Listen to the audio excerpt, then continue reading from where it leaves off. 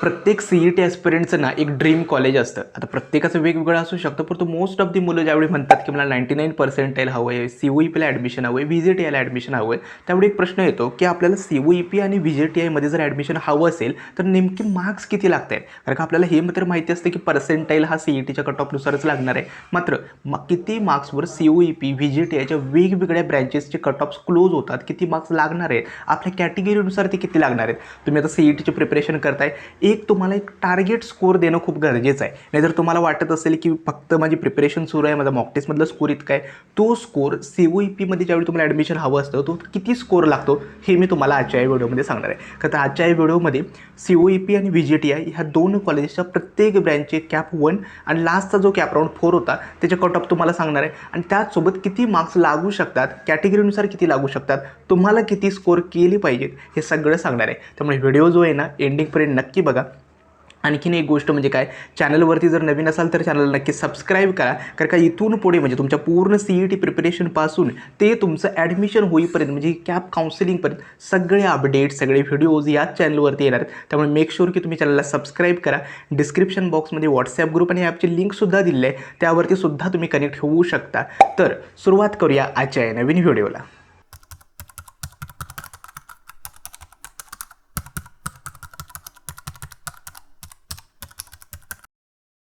तर सुरुवात करूया COEP पासून. COEPमध्ये जर बघाल तर गेल्या वर्षीपासून COEPमधल्या काही ब्रँचेसचा इंटेक जो आहे ना तो वाढवला आहे, त्यामुळे कट ऑफमध्ये ना थोडीफार डिफरन्स आलेला आहे. आता COEPमध्ये मी काय केलं आहे तर यात तुम्हाला जर टेबल दिसतोय याच्यामध्ये मी गेल्या वर्षीचा कॅप राऊंड 1 आणि कॅप राऊंड 4 या दोन कॅप राऊंडचे कट ऑफ जे आहेत ना ते तुम्हाला दिले आहेत. कॅप राऊंड 1चे कट ऑफ स्लाइटली हाय असतात आणि कॅप राऊंड 4चे जे कट ऑफ असतात हा लास्ट कॅप राऊंड होता. म्हणजे गेल्या वर्षी त्यांनी 4 कॅप राऊंड्स केले होते, त्यामुळे लास्टचा कॅप राऊंडचा कट ऑफ सुद्धा दिला आहे की किती पर्सेंटेजचा फरक आहे. एक तर COEPचे कम्प्युटर सायन्स अँड इंजिनिअरिंग जर ब्रँच बघाल त्याचा कॅप 1चा जो कट ऑफ होता 99.89% आणि कॅप 4चा जो होता 99.67. हे जे कट ऑफ सांगतोय, जे आत्ता सगळे जे कट ऑफ सांगणार आहे COEP असेल किंवा VJTI हे सगळे जनरल ओपन कॅटेगरीचे आहेत. ठीक आहे, म्हणजे ओपन कॅटेगरीचे प्रत्येक कॅटेगरीनुसार कट ऑफ वेगळे असतात. कोणत्या कॅटेगरी येतात ते पुढे मी सांगतो. ठीक आहे, AIMLमध्ये जर बघाल 99.86 आणि 99.64 इतके कॅप 1 आणि कॅप 4चे कट ऑफ होते. मग जर CSE आणि AIMLमध्ये जर तुम्हाला ॲडमिशन हवं असेल तर अराऊंड तुम्हाला 155 to 175 इतका स्कोर करणं गरजेचं आहे. ठीक आहे, आता ही जी रेंज दिलेली आहे ही रेंज एकतर ना रिलेटिव्ह आहे. म्हणजेच काय, प्रत्येक म्हणजे कसं असतं, हे जे पर्सेंटाईल आहे ना ते शिफ्टनुसार तुमच्या शिफ्टमध्ये टॉपर्स किती आहेत, तुमच्यापेक्षा जास्त किती मुलांनी स्कोर केलेला आहे, शिफ्टची डिफिकल्टी लेवल आहे, किती मुलांनी ती एक्झाम दिली आहे, या सगळ्या फॅक्टर्सवरती डिपेंड करतात आणि हे फॅक्टर्स आपल्याला माहिती नसतात. त्यामुळे पर्सेंटाईलनुसार म्हणजे तुमच्या मार्क्सनुसार एक्झॅक्टली पर्सेंटाईल सांगणं ना डिफिकल्ट आहे. त्यामुळे रेंज जी दिली नाही ना ॲव्हरेज त्यानुसार एवढे तुम्हाला मार्क्स लागणार आहेत. म्हणजे 155 to 175च्या मार्क्सच्या दरम्यान तुम्हाला मार्क्स स्कोर करावे लागणार COEPच्या जर तुम्हाला CSE आणि AIMLमध्ये ॲडमिशन असेल.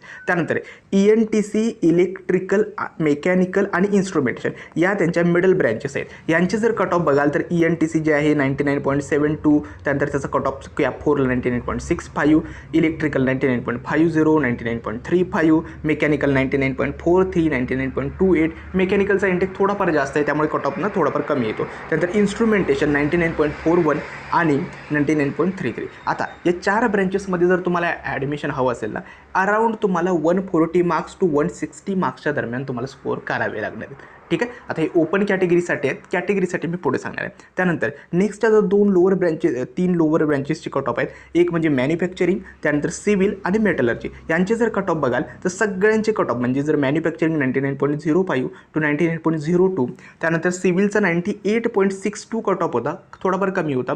आणि कॅप राऊंड 4मध्ये याच्या काही जागा शिल्लक नव्हत्या ओपन कॅटेगरीसाठी, त्या मागच्या राऊंडमध्येच त्या भरल्या होत्या. ठीक आहे, आणि मेटलर्जीसाठी 98.40 आणि 98.68. म्हणजे अराऊंड तुम्हाला जर या 3 ब्रँचेसमध्ये ॲडमिशन हवं असेल ना 128 मार्क्स टू 140 मार्क्स तुम्हाला स्कोर करावे लागणार आहेत. ठीक आहे, हे होतं COEPसाठी. आता हे जे मार्क्स सांगितले 155, 175, 140 हे सगळे आहेत ना ओपन कॅटेगरीसाठी. आता प्रत्येक कॅटेगरीसाठी कट ऑफ वेगवेगळे असतो. उदाहरणार्थ सांगतो, ज्यावेळी तुम्ही COEPमध्ये जर COEPचे ऑफिशियल आणि हे जे कट ऑफ आहेत ना हे सगळे मी CET सेलच्या ऑफिशियल कॅप राऊंडची जी कट ऑफ PDF असते ना त्याच्यावरून घेतलेत. आता गेल्या 5 वर्षापासून मी या काउन्सिलिंग प्रोसेसमध्ये कट ऑफमध्ये ना जास्त डिफरन्स येत नाही. कॅप 1 कॅप 2 मोस्टली टॉप कॉलेजेसच्या कट ऑफमध्ये येत नाही. स्पॉट राऊंडचे कट ऑफ पण वेगळे असतात, परंतु स्पॉट राऊंडचे कट ऑफ ना ते डिक्लेअर करत नाहीत, कारण का ते इन्स्टंटली जागा भरल्या जातात. ठीक आहे. आता प्रत्येक कॅटेगरीनुसार बघाल ना तर SC, BC, OBC, EWS, NT, आता या कॅटेगरीचे जे कट ऑफ आहेत ना जास्त फरक नसतो. म्हणजे SC-BCमध्ये जर बघाल ना ओपनपेक्षा 0.2 किंवा 0.5 इतकाच डिफरन्स आलो. सेम OBCचं पण असतं, सेम EWSचा गेल्या वर्षी कंपेरेटिव्हली कट ऑफ आहे ना थोडा कमी आला होता. ठीक आहे. मग तुम्ही काय करा, जे मार्क्स मी सांगितलेत ओपन कॅटेगरीचे त्याच्यामधून कमीत कमी 5 ते 8 मार्क्स तुम्ही कमी करू शकता. ठीक आहे. आता NT कॅटेगरीमध्ये सुद्धा भरपूर कॅटेगरीज येतात. NT1, NT2, NT3. तर ते SC आहे, ST आहे. STसाठी कंपेरेटिव्हली कट ऑफ आहे ना खूप कमी लागतो.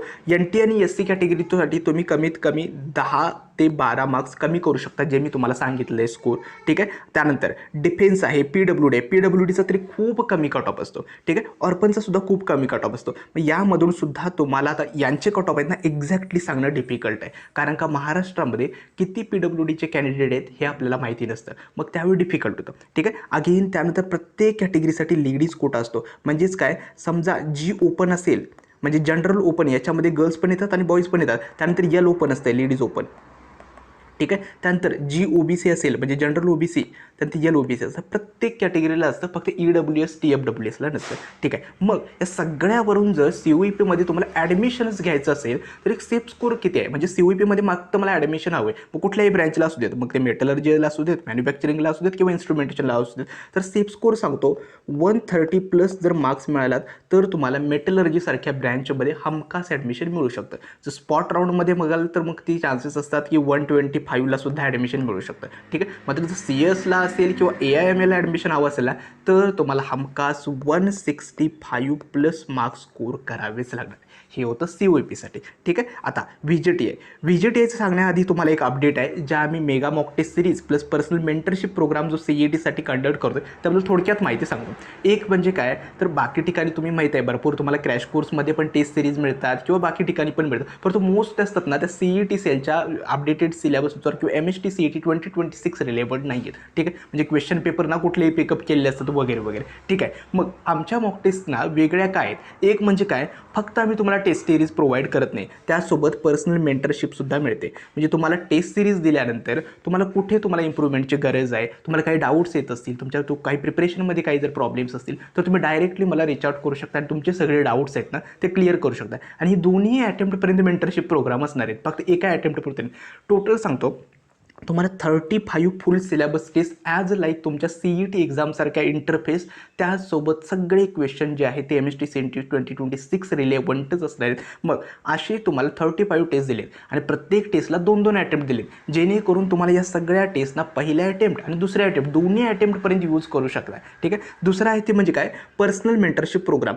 तुम्हाला मी पर्सनली गाईड करत असतो, तुमचे सगळे जे काही डाऊट्स असतील, तुम्हाला प्रिपरेशन कुठं केलं पाहिजे, सिलेबस कसा केला कवर केला पाहिजे, तुमचं टाइम टेबल काय असलं पाहिजे, हे पर्सनली तुम्हाला मी गाईड करत असतो. ठीक आहे. त्यामुळे काही जरी अडचण असला तर तुम्ही मला विचारू शकता रिगार्डिंग टेस्ट सिरीज असेल किंवा तुमचे काही वैयक्तिक तुमच्या प्रिपरेशन दरम्यान. ठीक आहे. तिसरं असतं ते म्हणजे काय, प्रत्येक फिजिक्सच्या सगळ्या चॅप्टरचे हँड रिटन नोट जे मी स्वतः बनवलेत ते सगळे मी प्रोव्हाइड केलेले आहेत. फिजिक्स आणि मॅथ्सचे फॉर्म्युला, फिजिक्स केमिस्ट्री मॅथ्सचे फॉर्म्युला शीटसुद्धा दिलेले आहेत. आणखी प्रत्येक टेस्ट अटेम्प्ट केल्यानंतर तुम्हाला इन्स्टंटली रिझल्ट आणि एक डिटेल्ड सोल्युशन मिळतं, म्हणजे तुमचे कुठे चुकलेत, किती क्वेश्चन चुकलेत, तुम्हाला काय त्याचं सोल्युशन आहे, हे सगळं तुम्हाला इन्स्टंटली दिलेलं आहे. मग अशा तुम्हाला जर टेस्ट सिरीजमध्ये इनरोल करायचं असेल तर तुम्ही काय करू शकता, आमचं जे अभ्यास एज्युकेशन नावाचं ॲप आहे, सगळे लिंक डिस्क्रिप्शनमध्ये पण आहे आणि कमेंट बॉक्समध्ये पण पिन आहे, तर ते डाउनलोड करू शकता, त्याच्यामध्ये लॉग इन करू शकता आणि स्टोअर सेक्शनमध्ये जाऊन हा कोर्स परचेस करू शकता. आता एकतर कोर्सची ना फी ठेवलेली आहे का, कारण का तुम्हाला 2 महिन्यांपर्यंत म्हणजे तुमच्या मे अटेम्प्टपर्यंत मला गाईड करायचं आहे, त्यामुळे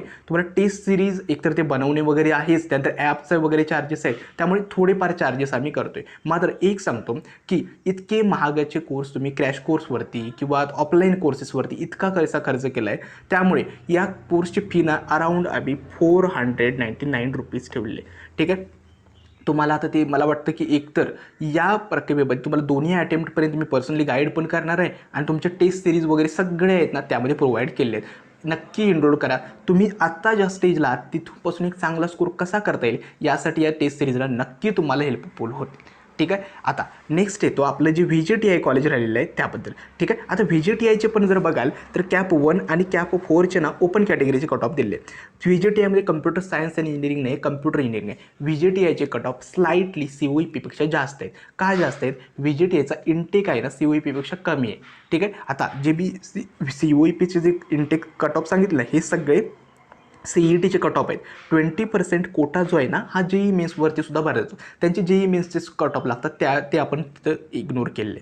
ठीक आहे. आता VJTI जर मध्ये बघाल तर कम्प्युटर इंजिनिअरिंग, IT, ENTC आणि इलेक्ट्रॉनिक्स या तिथं टेक ब्रँचेस आहेत. इलेक्ट्रॉनिक्स ही कोर ब्रँच आहे. हा का ENTC वेगळी येते. ENTCमध्ये अराउंड 25 to 30% कोडिंगचा पार्ट येतो आणि 75% हार्डवेअरचा पार्ट येतो. इथं मात्र सगळं हे कोडिंग नाही आहे, इथं हार्डवेअरचा पार्ट येतो इलेक्ट्रॉनिक्स. मग यांचे जर बघाल कम्प्युटर इंजिनिअरिंग 99.95, ठीक आहे, 99.89, ITचा पहिल्याच आहे, ENTC 99.72, इलेक्ट्रॉनिक्स 99.66. ठीक आहे. कम्प्युटर इंजिनिअरिंगच्या कॅप राऊंड 4 ऑलरेडी मागच्याच राऊंडमध्ये त्या सगळ्या सीट्स जनरल ओपनच्या भरल्या होत्या. त्यानंतर ITच्या 99.76, ENTCच्या 99.58, 99.53, म्हणजे सगळे या चारही ब्रँचेसचे कट ऑफ आहेत ना 99.53 to 99.95 या दरम्यान सगळे कट ऑफ आहेत. मग किती मार्क्स लागणार आहेत? Around 150 marks to 180 marks.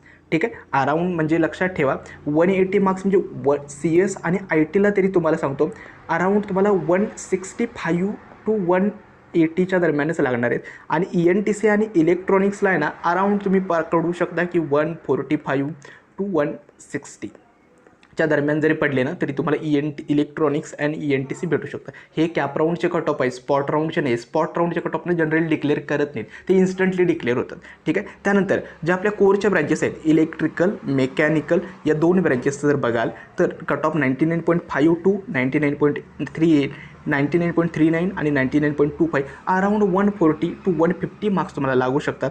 प्रोडक्शनला 99.63, 99.28 आणि सिव्हिलला 99.47 सीट्स ऑलरेडी फिल होत्या. अराउंड 120 to 140 मार्क्स तुम्हाला लागू शकतात. टेक्स्टाईल सगळ्यात लोअर ब्रँचेसचा कट ऑफ होता 97.33, 97.14 अराउंड 115 to 130 मार्क्स लागू शकतात. ठीक आहे. मग सेफ स्कोर काय आहे? जर तुम्हाला VJTIला ॲडमिशन हवं असेल ना अराउंड तुम्हाला 120+ मार्क्स स्कोर करायला मिळणार. मग तुम्हाला टेक्स्टाईल ब्रँचमध्ये मिळू शकेल. आणि जर चांगले ब्रँचमध्ये हवे असेल तर ऑब्वियसली 140+ तुम्हाला ब्रँच स्कोर हवा असेल.